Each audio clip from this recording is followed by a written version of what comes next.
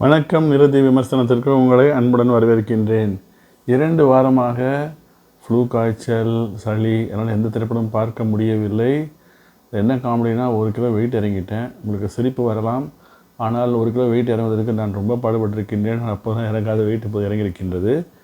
ஒன்றும் இல்லைங்க, இது சொல்கிறது இது கேட்கணும். அதாவது சாப்பாடு விஷயமாக இருந்தாலும், ருசி விஷயமாக இருந்தாலும் சரி, நாம் பேசும் வார்த்தைகளாக இருந்தாலும், நாம் மூளை சொல்வதை கேட்டு நாக்கை கட்டுப்படுத்தினால் பல பிரச்சனைகள் தீரும். இதனால் புத்துமை சொல்கிறேன்னு நினைக்காதீங்க.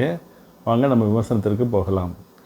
இன்று நாம் பார்க்க போவது ஒரு மலையாள திரைப்படத்தின் விமர்சனம். ஆனந்த் ஸ்ரீபாலா என்பது திரைப்படத்தின் பெயர். விஷ்ணு வினய் என்பது இயக்கத்தில் வெளிவந்துள்ள திரைப்படத்தில் அர்ஜுன் அசோகன், ஷாஜு குரூப், அபர்ணா தாஸ், சங்கீதா போன்ற பலர் நடித்துள்ளனர்.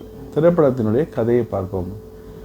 அர்ஜுன் அசோகன் அவருடைய பேர் ஆனந்த்ங்க. அந்த ஸ்ரீபாலான்றது அவங்க அம்மா பெயர். அவங்க அம்மா சங்கீதா. பூவே உனக்காக படத்தில் வந்தாங்க இல்லைங்களா, அவங்க இதில் அம்மா இடத்துல வருகின்றார். அவங்க ஒரு போலீஸ் ஹெட் கான்ஸ்டபிள் மாதிரி இருந்திருக்காங்க. அவர் கண்டுபிடித்த ஒரு குற்றவாளியை வெளியில் இவருக்கு 12 வயது இருக்கும்போது, அர்ஜுன் அசோகனுக்கு 12 வயது இருக்கும்பொழுது அவர் கண் முன்னாடியே அவர் அம்மாவை குத்தி கொலை பண்ணிவிடுகின்றனர். அதை பார்த்ததால் அது ஒரு ட்ராமா எஃபெக்ட் இருக்கும் இல்லைங்களா, அந்த ட்ராமா எஃபெக்டில் இவருக்கு கொஞ்சம் ஹாலுசினேஷன்ஸ்லாம் வருது. அது என்னன்றது நான் பின்னாடி சொல்கிறேன். இவருக்கு போலீஸில் சேர வேண்டும் என்கின்ற ஆசை அதிகமாக உள்ளது. இப்பொழுது என்னென்னா ஒரு ரிட்டன் டெஸ்ட்டு, ஃபிசிக்கல் டெஸ்ட்டு இதெல்லாமே பாஸ் பண்ணிடுறாரு.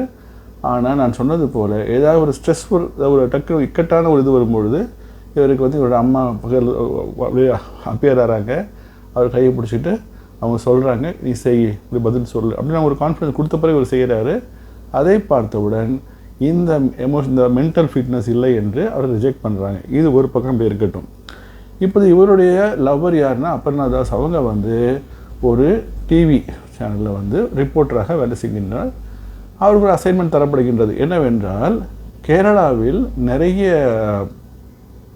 தற்கொலைகள் நடக்கின்றன.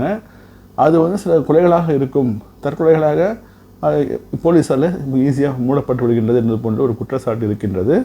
அதை பற்றி நீங்கள் ஒரு இது எடுத்துக்கொடு, எபிசோடு எடுத்துக்கொடு என்று அபர்ணா தாஸிடம் அவங்க முதலாளி சொல்கின்றார்கள். அவர் அதற்கு அர்ஜுன் அசோகனுடைய உதவிக்கு வருகின்றார். இது 2வது. இப்போது இதில் 3வது பார்த்தீங்கன்னா, சமீபத்தில் ஒரு மெர்லின் என்கின்ற ஒரு பெண், ஒரு லா காலேஜில் படித்த ஒரு பெண் காணாமல் போகின்றார். படத்தில் ஆரம்பத்திலே அவங்க அப்பா அம்மா போலீஸ் ஸ்டேஷனில் உள்ள கம்ப்ளைண்ட் பண்ணுறாங்க, எங்கள் பொண்ணு காணாமல் போயிடுதுன்னு. அந்த பெண் அப்புறம் பார்த்தா ஆற்று பாலத்துலேருந்து ஆற்றுக்குள்ளே குதித்து தற்கொலை பண்ணிக்கிறாங்க. அவங்களுடைய பாடி ஒதுங்குது. இப்போ அவங்க அப்பா அம்மா என்ன சொல்கிறாங்க, இது தற்கொலை அல்ல, இது போலீஸ் சரியாக விசாரிக்கவில்லை என்று சொல்கின்றனர்.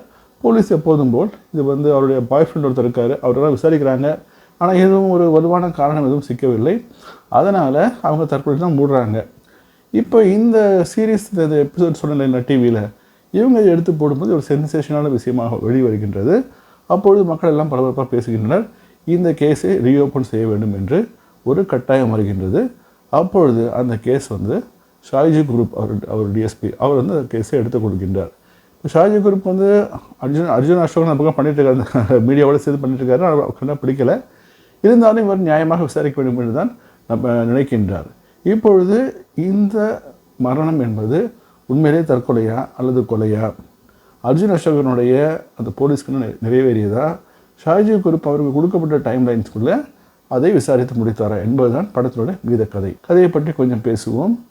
கதையில் பார்த்தீங்கன்னா, இது ஒரு தற்கொலை கேஸு மோட்டராக இருக்குமோ அப்படின்ற ஒரு சுவாரஸ்யமான விஷயமாக இருந்தாலும் ரொம்ப புதிதாக ஒன்றும் இல்லை. இது நம்ம ஏற்கனவே மாதிரி சில படங்கள்லாம் பார்த்துருக்கின்றோம்.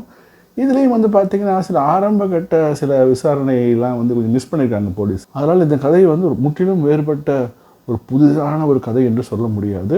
இருந்தாலும் திருப்பங்கள் பல இடைவேளைக்கு பிறகு வருகின்றன. திரைக்கதையை பார்ப்போம். திரைக்கதை என்று பார்த்தால் முதல் பாதி முழுவதும் நான் சொன்ன அந்த கதையை செட் பண்ணுறது தான் போகுதுங்க. 2வது பாதையில் தான் எல்லோரும் சேர்ந்து குற்றவாளியை சேர்ந்து கண்டுபிடிக்க முயலும்போது இவராக இருக்குமோ என்கின்ற குழப்பத்தை நமக்கு கொண்டு வருகின்றனர். அதனால் 2வது பாதி விறுவிறுப்பாக செல்கின்றது.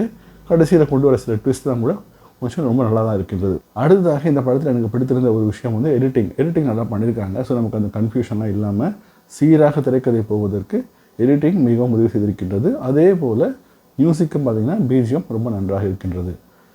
நாம் நடிப்பிற்கு வருவோம். இப்போது அபர்ணா தாஸ், சங்கீதா அவங்க அம்மா வராங்க, ஒரு ஹாலுசினேஷன் வராங்க. சித்திக், அப்புறம் ஷாஜி குரூப், இவங்களோட வேடம் எல்லாம் பார்த்திங்கன்னா ரொம்ப ஒரு கஷ்டமான வேடம் கிடையாது.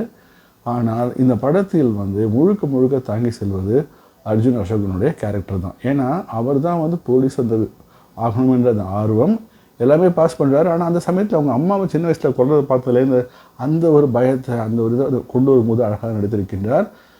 கண்டுபிடிக்க வேண்டும் என்ற தீவிரத்தை காண்பிக்கும் போதும் சரி, அந்த பயம் வரும்போதும் சரி, அவருடைய அந்த நடிப்பு அற்புதமாக உள்ளது. அதே போல் அவர் சில டைம் ரிஜெக்ட் ஆகும்போதும் அவருடைய தவிப்பை மிகவும் அழகாக காண்பித்திருக்கின்றார். ஸோ இந்த படத்தினுடைய ஒரு முக்கியமான அம்சமாக நான் கருதுவது அர்ஜுன் அசோகனுடைய நடிப்பு. இதற்கு பிறகு கடைசியாக டைரக்ஷன் வருவோம். சொன்னது போல் முற்றிலும் மாறுபட்ட ஒரு கதை கிடையாது. இருந்தாலும் ஒரு கதையை கொஞ்சம் நல்ல ட்விஸ்டோடு சேர்த்து அழகாக கொண்டு வந்திருக்கின்றார். இது ஒரு நல்ல ஒரு க்ரைம் த்ரில்லர் படம் தான். இது அவருடைய முதல் படம். அந்த முதல் படத்திற்கு கண்டிப்பாக இது ஒரு நல்ல முயற்சி என்று நாம் சொல்லலாம். கடைசியாக நாம் இந்த படத்தை பார்க்கலாமா வேண்டாமா என்ற கருத்துக்கு வருவோம். நேரம், பணம். நேரம் நான் என்ன சொல்கிறேன்னா, இந்த படத்தை பார்க்க நீங்கள் நேரம் ஒதுக்கலாங்க, அது இதுவும் கிடையாது. ஒரு 2 மணி நேரம் பார்க்குற ஒரு நல்ல படம் தான். பணம் என்று வரும்பொழுது இந்த ரொம்ப வித்தியாசமான கதை என்று இல்லாததுனால் இது நீங்கள் பணத்தை கொடுத்து தான் பார்க்க வேண்டுமா? இப்போ நீங்கள் தியேட்டருக்கு போனால் ஒரு 500 ரூபாய் ஒருத்தருக்கு ஆகும் இல்லைங்களா? அப்படி கேட்கும்பொழுது இப்போ திருஷ்யம் மாதிரி படம்னா நான் உடனே சொல்லிடுவேன், பணம் செலவானாலும் பரவாயில்ல போய் பாருங்கன்னு. ஸோ அந்த அளவுக்கு பணம் ஒர்த்தாக இருக்குமான்னு சொன்னால் அது எனக்கு தெரியல. 50-50. ஸோ நீங்கள் ஏதாவது படம் பார்க்கணும்னு நினைக்கிறீங்க, ஒரு நல்ல க்ரைம் த்ரில்லர் பார்க்கணும்னு நினைக்கிறீங்க, வேறு படம் எது இல்லைனா நீங்கள் தாராளமாக சென்று பார்க்கலாம். ஆனால் எப்படி இருந்தாலும் இந்த திரைப்படம் ஓடிடிக்கு வந்த பிறகு கண்டிப்பாக பாருங்கள். இது ஒரு நல்ல திரைப்படம், நல்ல ஒரு க்ரைம் த்ரில்லர். அதே போல் அர்ஜுன் அசோகனோட நடிப்பு மற்றும் வேறு சில ட்விஸ்ட்லாம் கொஞ்சம் நல்லாவே இருக்கின்றது. இதுதான் இந்த படத்தை பற்றிய என்னுடைய தாழ்மையான கருத்து. இந்த விமர்சனம் உங்களுக்கு பிடித்திருந்தால் தயவுசெய்து உங்கள் நண்பர்களுக்கும் உறவினர்களுக்கும் ஃபார்வர்ட் பண்ணுங்கள், லைக் பண்ணுங்கள். வேறு ஒரு பதிவில் உங்களை வெகு சீக்கிரம் சந்திக்கின்றேன். அதுவரை என்றென்றும் நன்றியுடன் வணக்கம்.